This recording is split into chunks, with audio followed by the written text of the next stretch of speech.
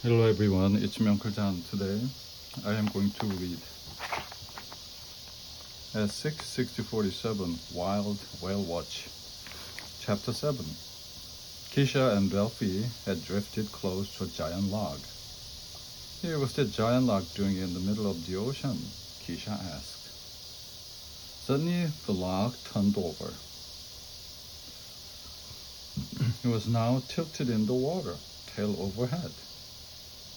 That's no log, it's a huge humpback. Then a string of loud moans, squeals, and groans started to come from the direction of the whale.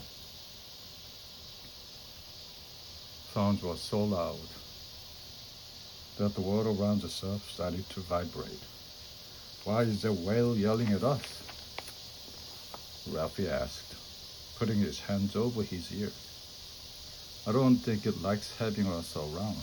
These sounds are spooky, but they are kind of pretty too, Keisha said. It is almost like music. The sounds went on for a few minutes, then stopped. Then started again, repeating the song. Keisha exclaimed. Okay, Keisha, try not to flip her out. Ralphie joked. Just then, Miss Frizzle arrived in the bus stop. Keisha and Ralphie joined the others in the cabin. The humpback song is enchanting, Miss Frizzle said, after pausing to take in the sounds. But we best be on our way. There are two more whale subs out there waiting to be rescued. While the other whale subs were being rescued, Tim and I were floating along in the middle of a school of tuna.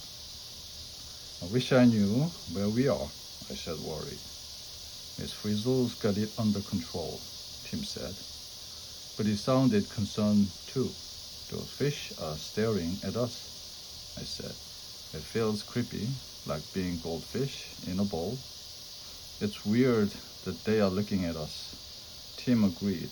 At least we can get out sooner or later. A goldfish has to stay in a bowl all its life. We hope we'll get out, I said. I was trying to stay cool, but it was hard just to sit and watch the fish watch us. We kept trying the radio, but it was completely dead. We were stranded. In well 3, DA was checking to see if she had brought along her textbook on radio communication. It's no use. I still can't get the freeze on the radio. Even though they were worried that Phoebe couldn't help having fun watching a humpback mother and a baby, Phoebe and DA had named them Maisie and Freckles. Freckles is so playful, Phoebe said. Look how she keeps tossing that bunch of seaweed with her head. The seaweed landed on the cap's snout. DA and Phoebe laughed. Freckles seems to like a seaweed mustache, DA said. Freckles did not swim far from Maisie.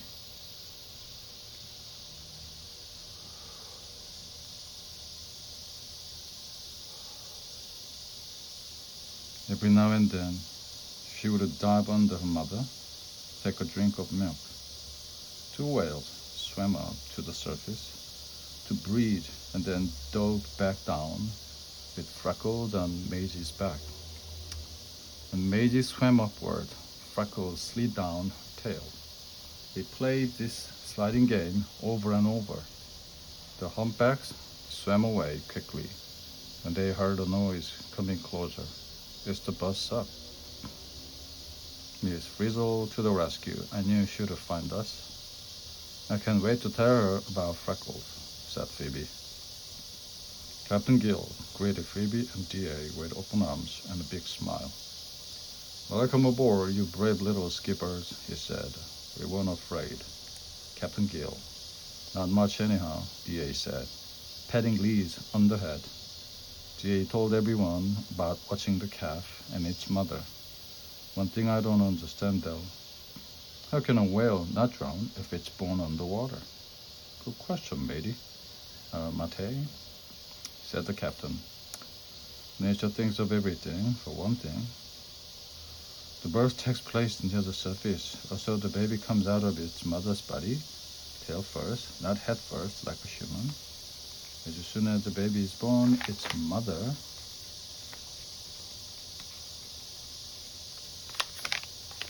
pushes it up to the surface for its first breath. Cap is born knowing not to breathe until its blowhole is out of the water. We call that instinct, Miss Frizzle added. Instinct is something you know without being taught. D.A. laughed. Tim is always saying, I have an instinct for science, she said. Then she looked around. Where are Tim and Wanda anyway?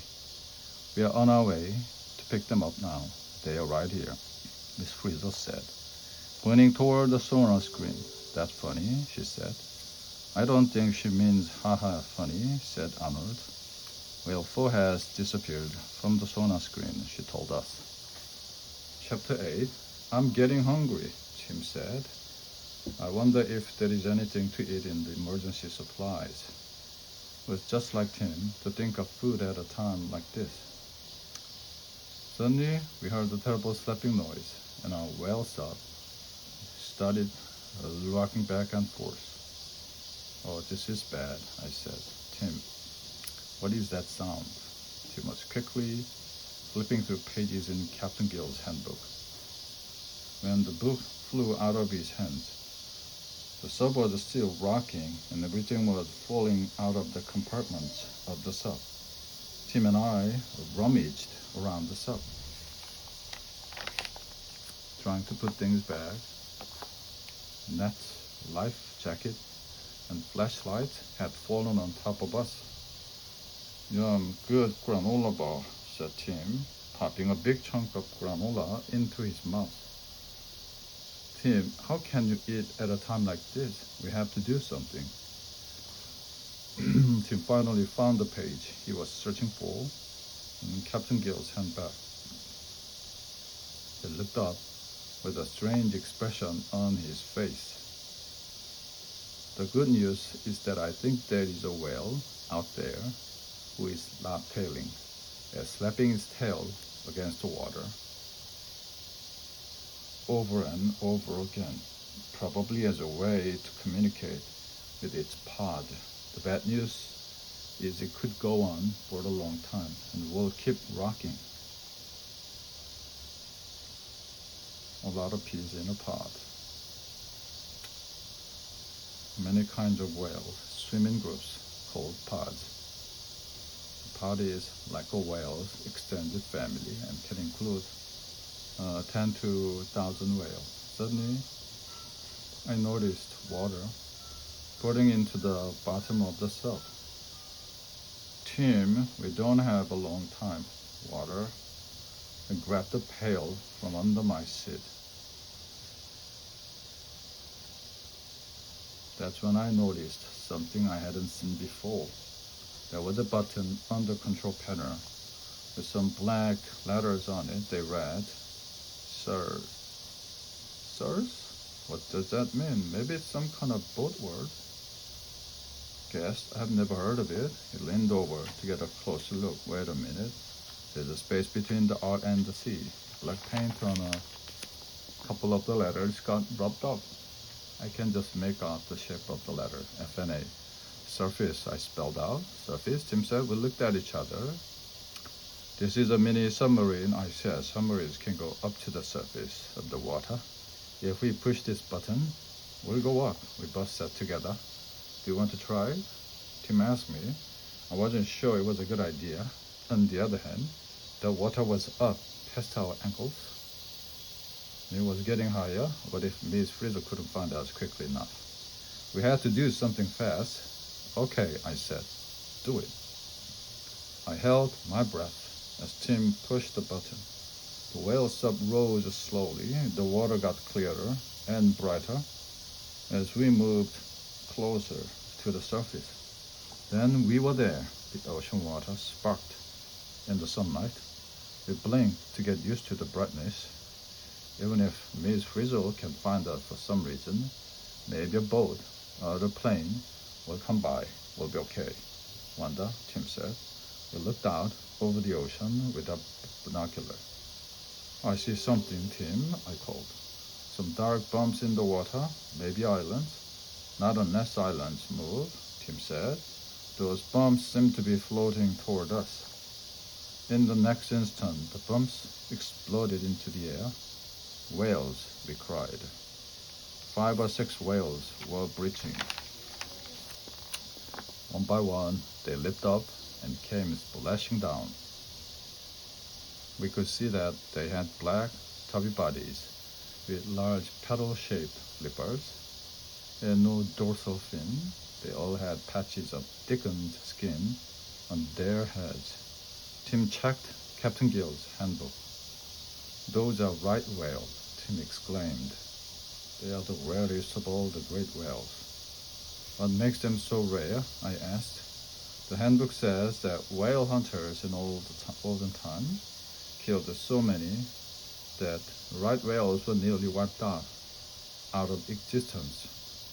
Well, experts think there are fewer than 500 living in the northern Atlantic, and we are looking at some right now. We tell Captain Gill about this.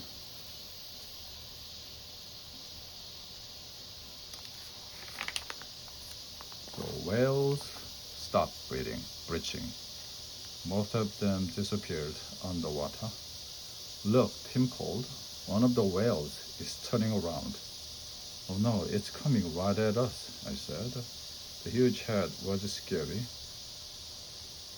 I could hardly watch. This could be the wrong whale for me, I whispered. What if it crashes into us?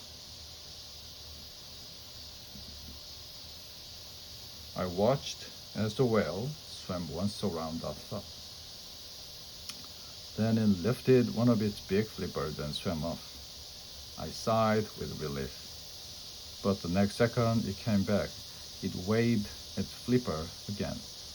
It's hard to believe, I said, but I think that whale wants us to follow it. This could be interesting, Tim said. Okay, let's go. The whale moved slowly, but steadily along. Never too fast for us up. Sometimes it held its tail up high, like a sail on a boat. That whale is smart, I said. It's letting the breeze do all the work.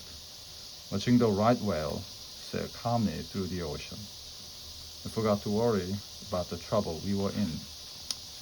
Then all of a sudden, a line appeared on the horizon. Land, I called. The whale is leading us home. How cool is that? It's really the right whale after all. Suddenly we heard a noise. Behind us, a sleek speedboat came gliding along. It looked something like a magic school bus. Men on the deck and a small green lizard were waving their arm. Captain Gill, please. Ahoy there, mateys, he called. We got here as fast as we could. How do you like the new boat? Soon Tim and I were on board the speedboat. Miss Frizzle came out on the deck. She was glad to see that. Tim and I were all right. We had a hard time finding you too, she said. But it looks like you were heading the right way, toward land. How did you know which direction to go? After Wanda got us to the surface, Tim said. We had some help from a friend, a Finnish, a large one with a flapper. It wasn't just a fluke, Tim grinned. At that moment, our right whale turned back and swam once around the speedboat. Then it dove, lifting its fluke high in the air, as if to wave goodbye. Goodbye, I called. Thanks for the help. Then the whale was gone, and we were on our way home. This was a wonderful field trip, I told Miss Frizzle. I never knew a right whale would make me see how wrong I was about whale. Chapter 9. When we walked into the classroom the next day, we got another Frizzle surprise. One bulletin board was filled with photos of whales. with names such as Scooter, Tiny Tim, Skyrocket, and Angel. Benno Red helped the giants of the sea sponsor a whale. Miss Frizzle clapped her hands to get our attention. Attention, class, she said. I have important news. You're about to get a new classmate. We looked at one another. Is it a boy or a girl? Phoebe asked. It could be either, Miss Frizzle said. You get to choose. We're going to help take care of a whale. Excuse me, Miss Frizzle, I said, but I don't think a whale will fit in the classroom or even in the gym. Miss Frizzle laughed. Our whale is going to stay in the ocean, where it belongs, she said. Then she explained what it was all about. First, we need to raise money to pay the sponsorship fee. I thought we could sell our shell and rock collection that we picked up at the end of the whale watch. Liz held a seashell close to her heart. It's okay, Liz. We don't have to sell that one, the Free said. Our sponsorship fee, she continued, will go to a research organization that studies whales and works to protect them from human-made danger, such as water pollution and illegal hunting. We get a photo of a whale and news reports about where the whale has been seen and what it's been up to. Can we choose one of these whales? DA asked, pointing to the bulletin board. That's the idea, Miss Frizzle said. These whales have been named by the research scientists. They can tell the whales apart by their coloring, scarred, special markings, or the pattern of growth on their bodies, such as the callosities on a right whale's head. We studied the bulletin board. Which one of these whales would we choose to join our class? Scooter was a male humpback. Tiny Tim was a huge male blue whale. Skyrocket was a female orca. Angel was a female right whale. There were others to choose from.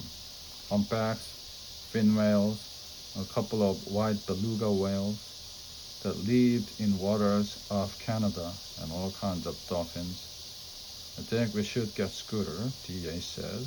He could sing to us. Well, it should be Tiny Tim, Rappy said. He is the biggest. Then I spoke up. I choose Angel, I said.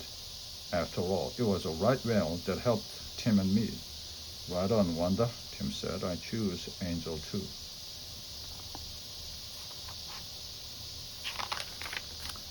Me too, Carlos. It seems like the right thing to do. You have got that right, Phoebe added. When you're right, you're right. DA said, I changed my vote. Well, looks like Angel is the right whale for us. Miss Fraser said, everyone say hello to the newest member of the class. From the desk of Miss Frizzle saved a whale. Long ago, whale hunting was a big business in many countries, including the U.S. Now people use other materials in place of baleen and blubber. Only a few countries, mainly Japan and Norway, still have a whaling industry. There, the minke sperms and other whales continue to be killed for their meat and oil. Many people think that whales shouldn't be hunted anymore. There are laws that limit the number of whales that can be killed every year. Some kinds of whales, the blue, gray, right, and humpback, are not allowed to be hunted at all. As long as concerned people work to protect them, there would always be wondrous whales in the oceans of the earth. Whales of the world. Blue whale, the bowhead whale. Largest animal in the world is baleen whale. Can be 90 feet long. They weigh as much as 32 elephants. Its heart is the size of the beetle car, Volkswagen beetle car. And its eyes are the size of a grapefruit. Blue whales are actually bluish gray. Bowhead whale, relative of the northern right whale. This giant black and white baleen whale has lots of thick blubber. It can be 60 feet long and weigh 100 tons. The bowhead was a favorite of the early whalers. Thousands and thousands were killed. Now there are only about 3,000 to 5,000 left. Gray whale, the favorite with whale watchers because they are so curious. These baleen whales often swim right alongside the boat so that people can reach over and touch them. The whales can be 40 to 50 feet long. Males weigh about 15 tons. Females are twice as heavy. Sperm whale, the largest of the toothed whale. The sperm whale can be 60 feet long, as long as many of the baleens. Its huge head takes up 1/3 of its length. Sperm whales are found deep in oceans and seas the world over. Some of their favorite foods are vampire squid, giant octopus, and sharks. The whale in the famous book, Moby Dick, is a sperm whale, the bottlenose dolphin.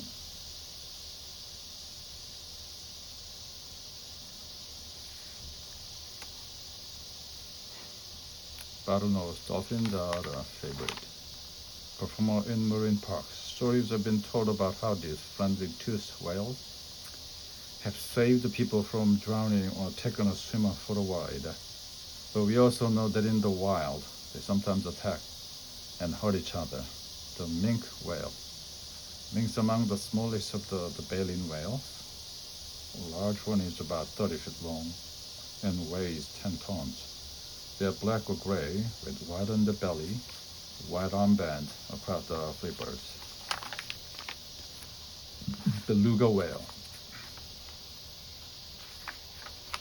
These toothed whales are about 13 feet long and weigh 1 to 1.5 tons. Beluga calves are dark gray but tone white by the age of 4 or 5. The white color helps beluga blend in with the snow and ice of the Arctic cones. Belugas are called sea canaries because they are always squealing and chirping like birds. They are among the most vocal of all the whales. Narwhal. Many people say that the legend of the unicorn came from the narwhal. Its horn is really a tooth that cuts through the upper lip and keeps growing until it becomes a tusk 5 to 10 feet long. Some narwhals have 2 tusks. Only male narwhals have a really long tusk. What's it for? Many scientists think it may be just for show, like the antlers of a male deer or moose. Sponsor a whale.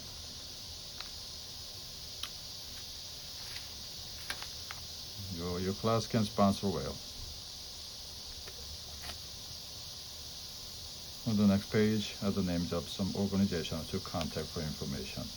If you're thinking about sponsoring a whale, remember to make sure you have an adult make the long distance call or write to the sponsor program you're interested in to find out more information. Happy whale watching. The end.